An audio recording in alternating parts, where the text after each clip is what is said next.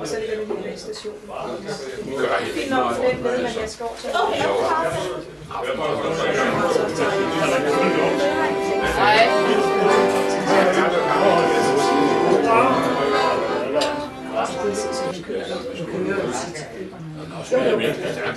Det gør, men jeg går ikke sådan bestemt.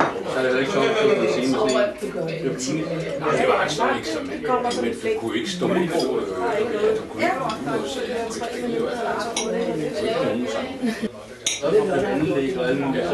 Jeg er den eneste, der har lyst til at sige sjovt. Jeg er åbenbart. Nej, de har det lidt tilbage. Det var oppe og op pænt. Jeg vil alligevel ikke andet at lave det klokken 5:30 i morgen. Nej. Jeg kan godt ikke. Du kun være hurtigt til lykke. Skål! Jeg laver billederne. Også til dig, Tim. Ja, tak. Ja. Jeg har du ikke noget at skåle med? Jeg kan ikke.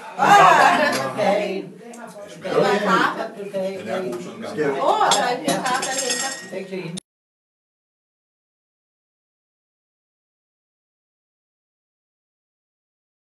Det er flot til lille glas fra helt Gladsaxe Kommune. Det er pænt af dem at gøre. Altså nogle dele, der skal ud og se. Jeg skal først have det til at starte med. Men jeg har nok et program. Der var ikke betjent. Men jeg havde ikke noget bare. Der er 6.000 til Nu er det så løg. Ja, det er noget, og for at være for op til 100 personer. Det er så, hvis du skal undervise i et eller andet, man skal sige det. Ja,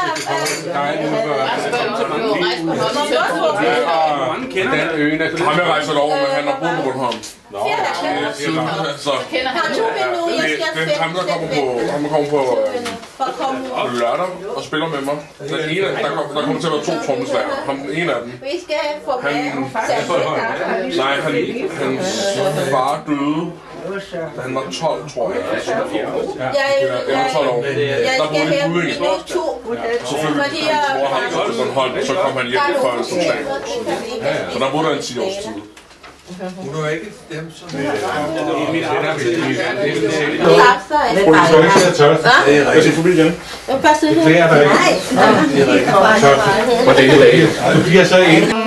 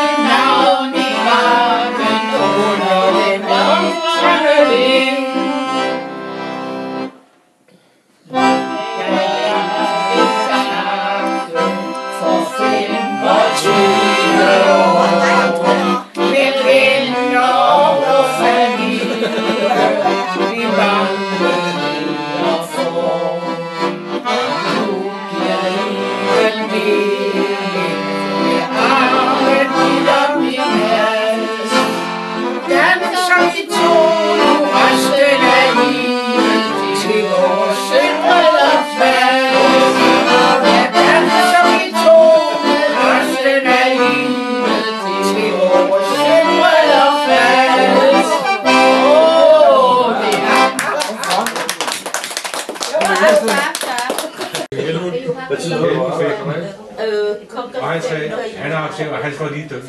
Han har chef i det bedste ting, og han havde huset på sommer. Nu skulle han over rollen. Jeg kom op til.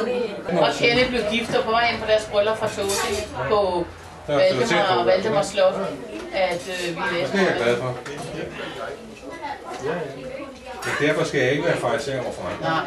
Altså, Skal jeg se mig fra hende? Hvad siger du, Peter? Hvad skal du? skal han farvel til. Du farer for vildt rundt. Hvad mangler du? Mangler du? Ja, så også man kender folk.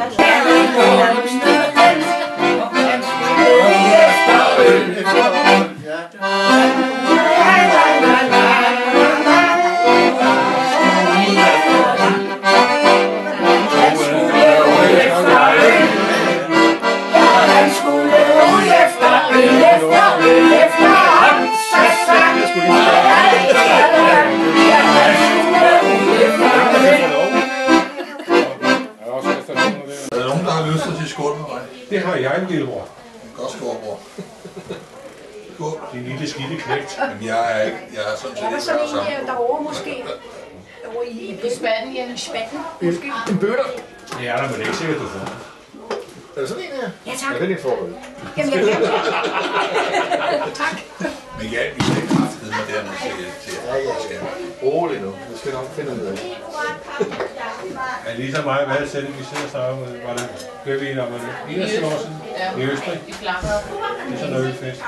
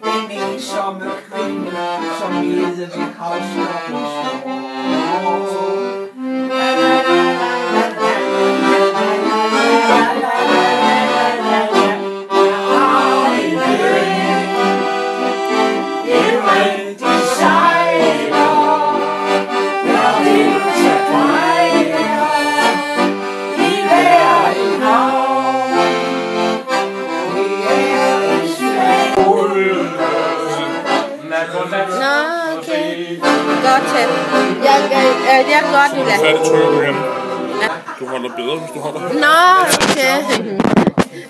Fingre ikke lukket. Det kan du se. Sådan nogle ting gør jeg på vores. Den er fornuftigt. Hvor kan du ligge med det? Ligger du hjemme og rode med det? Ja, det På gør jeg. dagen? Nej, men han er Bare lige tog en. Det er på garage. Næsten ikke for gaden. Det er sgu da dejligt, ja. Anna har jo også en garage, der står vores også, og den står ikke, men der har min motorcykel stående derovre, så kan vi gå derover og skifte olie på hende, så der står vinter og sommerhjul skifter. Søren! Ja. Du kommer til at demonstrere det. Per, jeg kan ikke have min terror, kan det? Nej, det går slet ikke.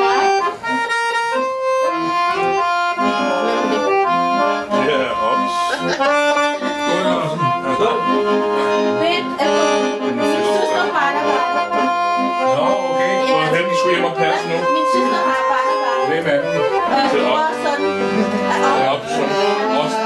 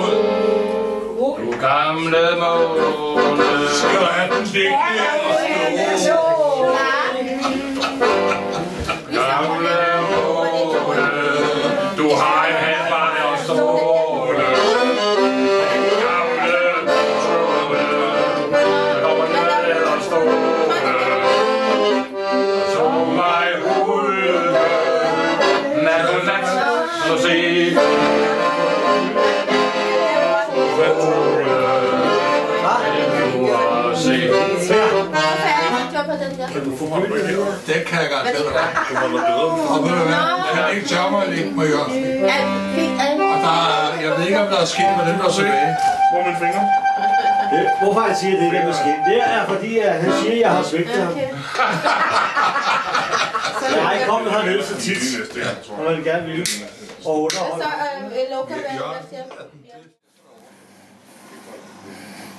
Og når man sådan ser på 25 år, kigger man forholdsvis 25 år frem, så er det så lang tid. Men kigger man tilbage, så er det sådan her. Men hvis man sammen så begynder at regne lidt på alle de skideballer, man har fået på 25 år, og der er alle så kommer man op på noget, der hedder sådan cirka 7-8 år, fordi ægteskabet, det er jo den eneste straf og god opgave, før du ikke bliver nedsat en straf. Men så har der jo været alle de andre grupper. Dem har jo forkælet Lars og mig, så folk ikke drømmer om. Hun står op midt om natten og bager, så Lars og mig kan få friskbagt morgenbrød. Så går hun ind og kigger lidt på computeren. Så finder hun ud af, at det nok godt lide en eller anden form for ens jordbærtærter eller et eller andet. Og hvis der mangler det, så kommer der nogle af mine naboer, der rendte og siger, hvad er det her, der er nogle friske bær, og det er ikke noget. Og så går hun på køkkenet. Når hun så har lavet sådan en kage der, så kan hun så godt finde ud af at rejse til det senere. På løgsteg til en lille dessert, for så kan skrive resten af det hjemmebagt på til kaffe. Sådan har dem altid været. Hun har forkælet Lars, og hun har forkælet mig. Så I drømmer ikke om. Det kan vi godt se på jer. Vi har været sidste 35 km. Før jeg lærte dem at kende, der levede jeg af færdigkøbt pålæg, færdigkøbte middagsretter, som kom en tur i mikroovnen, og så var det der fint. Og hvis jeg skulle have noget, der var hjemme, så besøgte min mor. Så er det jo selv fanden her. Ja, så er det jo selv fanden her. Nu sørger dem for, at jeg får god, sund, nærende kost. Og der er altså ikke nogen, der kan komme efter. Hun kan simpelthen lave mad, så det er, og hun sidder der ud for nogle dårlige samvittighed, men sådan er det altså. Hvis nu Lars og mig synes, at vi trænger til et nyt apparat, det kan være et nyt kamera, det kan komme til uger eller så fra det, og det er sket rigtig mange gange, så gør det ikke noget, fordi vi skal ikke mange gange. Vi skal bare ud og handle vores apparater, fordi Lars skal jo bruge i skolen, og jeg kan ikke overleve ud. Men skal dem have et apparat? Nej, det er ikke nødvendigt. Jeg kan godt overtage Lars kamp. skulle man så mod forventning for overtale dem til at få sig en iPad for eksempel. Og så Lars siger, hvor den er jeg med sukker på.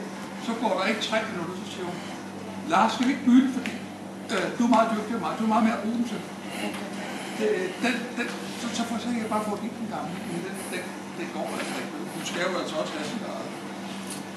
Kommer der gæster i vores hus, jamen hun fylder dem i alle ender og kanter, og de kommer rendet tilbage, fordi de ved, hvis de nu ikke så lige, de kan altid gå over og søge det, hun har et eller andet til. Og sådan er det med kære det. Kære det, tandem. Og sådan kunne jeg blive ved. Men I skal vide en ting, inden jeg slutter af. At alle de mange skibe, jeg har stået i, dem har jeg altså ikke fortjent. Nej, jeg har været en god og sød værdig ægtemand, der næsten aldrig har fået noget. Næsten de vil være på den samme side 103 foran. Derfor kan jeg ikke overtage jer alle sammen til at rejse jer op og nogle problemer fra. Så er vi klar igen. Ja, vi skal en tur til det østindiske rige, Kraballerland i Langkordistan. Der hvor solen danser hula hele natten og hele dagen. Her boede den mægtige sultan Suhaila, sig hej til Suhaila. Hej, Suhaila. Sammen med sin kone Birte. Hej.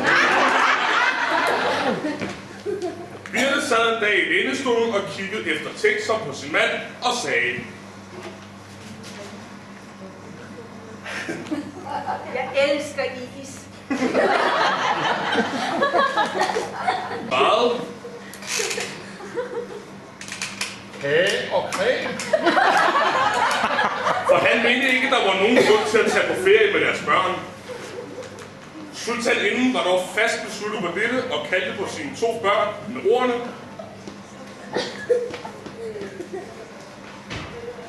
Her er ikke så glad for stærk mad.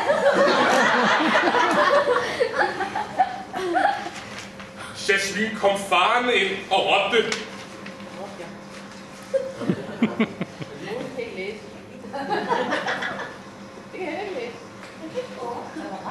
Der er mange tegninger. Var det travlt?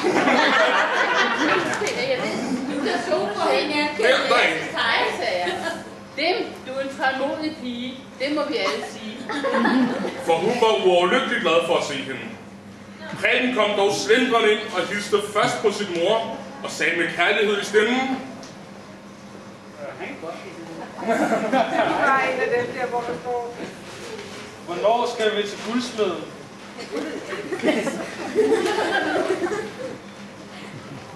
sagde han med kærlighed i stemmen, hvorefter han vristende sagde til sin far: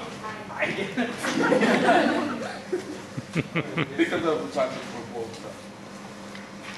Godmorgen.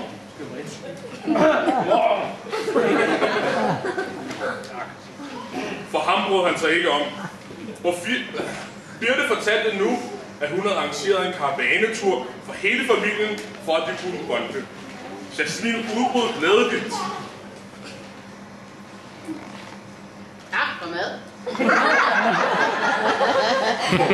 Hun har altid gerne ville lære at leve på kamel. Preben sagde dog derimod surt: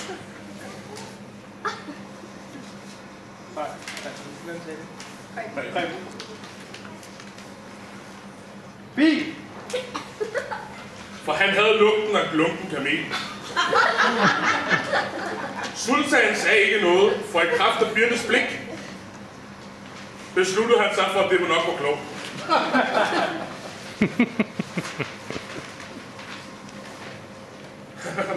Så gik det ned til kameludlejeren. Her blev de mødt af turguiden Jatrin, som hilste på dem med ordene: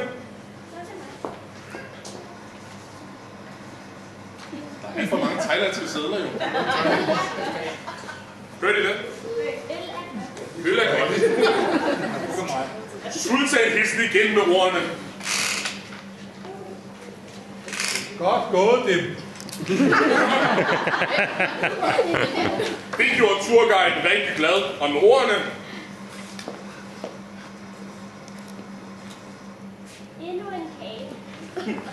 Nåede hun at tage dem med på en helt fantastisk tur. De fik så hver deres kamel og red. Red så afsted på flere timers ridning og stoppede foran nogle gamle ruiner. Preben brokkede sig med ordene. Ja. Højt at flyve, dybt at falde. For han synes ikke, det var noget særligt fedt sted. Birte tyssede på sin søn og sagde... Var det ikke?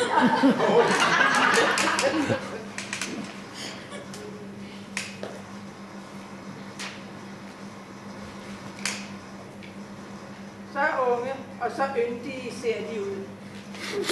For hun var selv træt og irriteret, da hun kom over i overgangsalderen. De blev afbrudt af guiden, der sagde... Du må gerne lægge mig op på tag. Jeg håber på nogen, der gør chokolade. Og hun... Nej, hvor fanden kom hun til? For at føre den hen imod huleindgangen. Hele familien kiggede forundret på guiden, og så smil, som sagde... Det var det, jeg synes.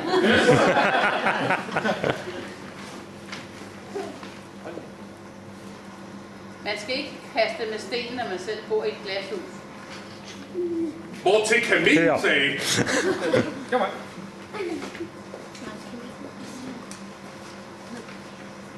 Hvor intet våger, intet vinder. Og tilføjede de eget advarende ord.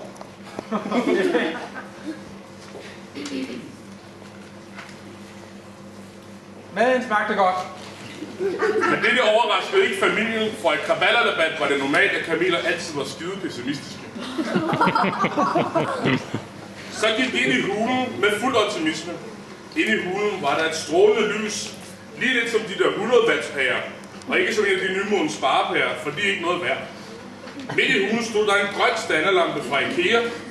Guiden sagde følgende om lampen.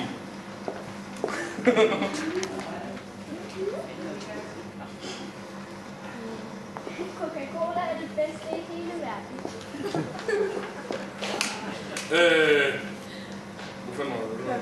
Hele familien gik derfor op og gled sig op ad lampen.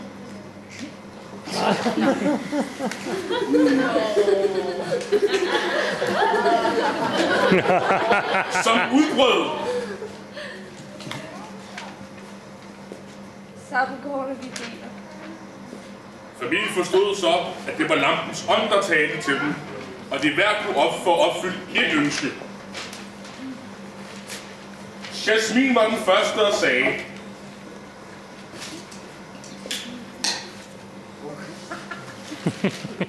vi kunne tage tegnet tilbage.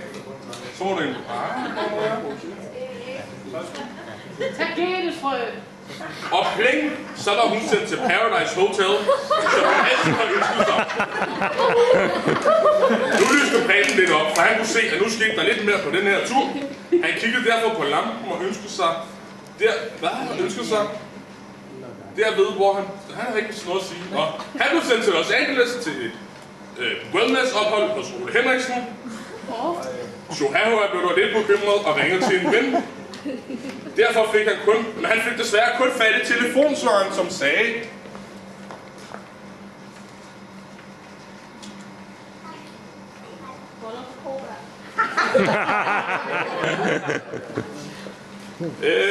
det var dog et held for sultanen, som til lampens ånd fra IKEA sagde,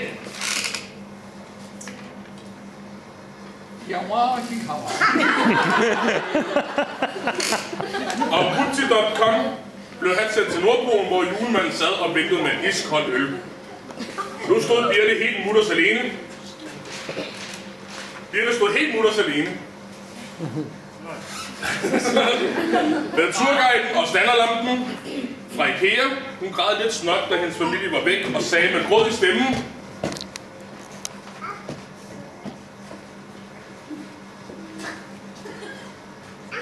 Ja, hvad står der?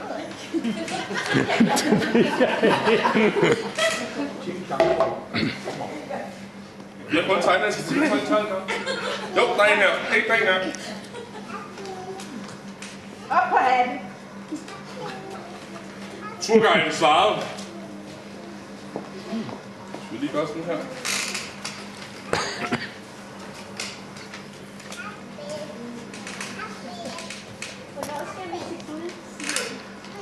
Da hun blev afbrudt af kamelen, der pessimistisk sagde,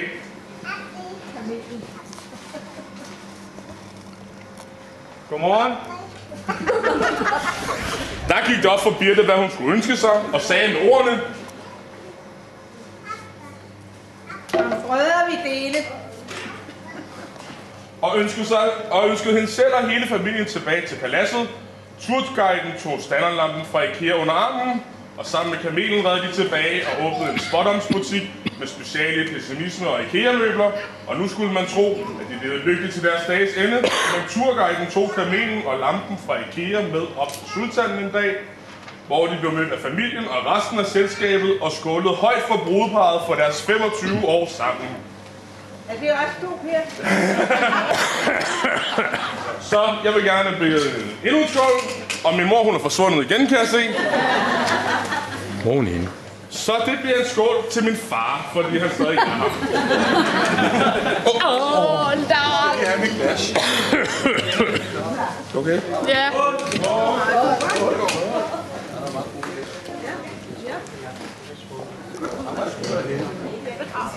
Nu må du godt rejse dig der.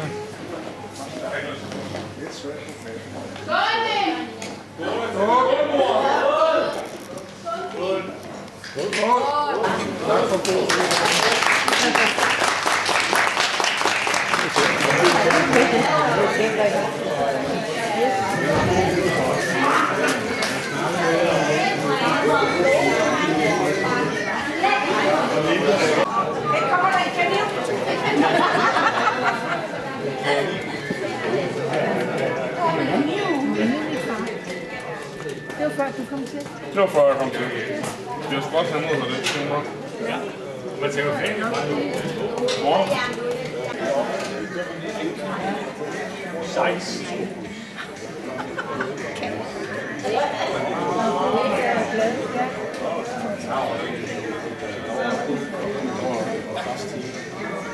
Det er en af de gode. Det er så en jeg også.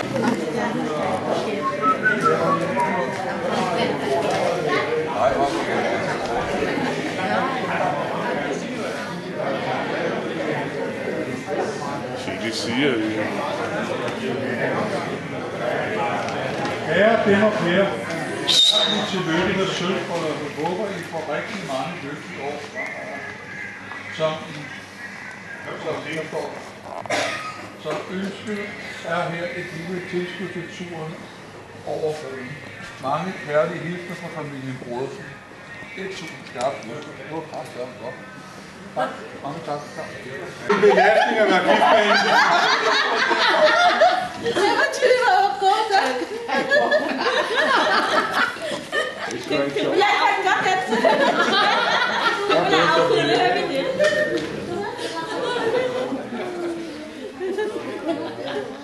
Kære dem og Per, hjerteligt tillykke med jeres sølvbrødre. Ønskes I er Annelise og Kjeld. 1000 skarpe.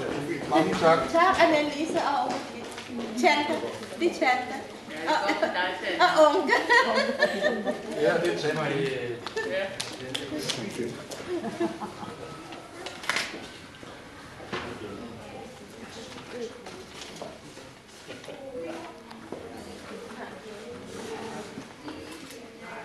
Kære dem og Per, de bedste, største og hjerteligste ønsker med 25 år fra Bjarne. Gemme igen til parker, det er så gammelt.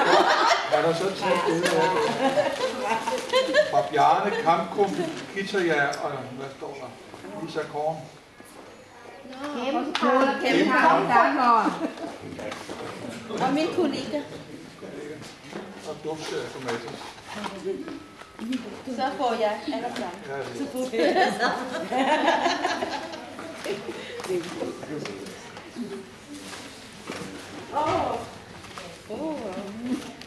Papir. Pink, det gør jeg. Jeg elsker penge. Som Min salige far altid sagde til under skud fra det grønne. Ja! Jeg er meget. For Ole, jeg er meget sød i det. Ja. Ole, han er vores mundskæg om sommerhuset. Han kommer hver weekend. Du prøves med alle kager. Smørkager. Når du får for mig kæde, derfor. Ja, jeg tager sammen på år, så skal jeg lige smage. Jeg kan ikke sige nej.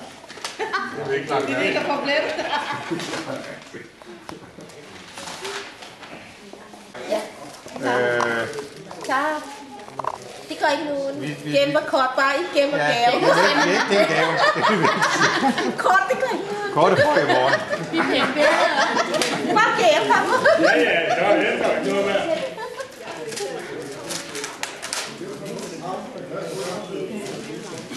Per, det er sammen de to derhenne der.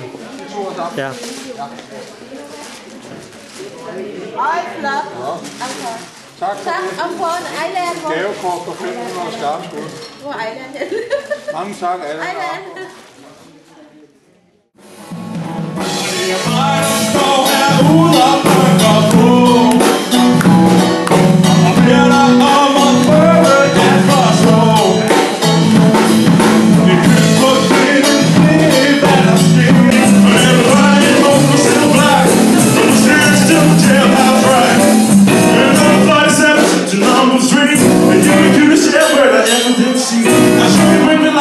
Company, come on to the jailhouse, rock with me, let's rock, let's rock. And everybody at home is still blind. I was dancing to the jailhouse, rock, rock, rock,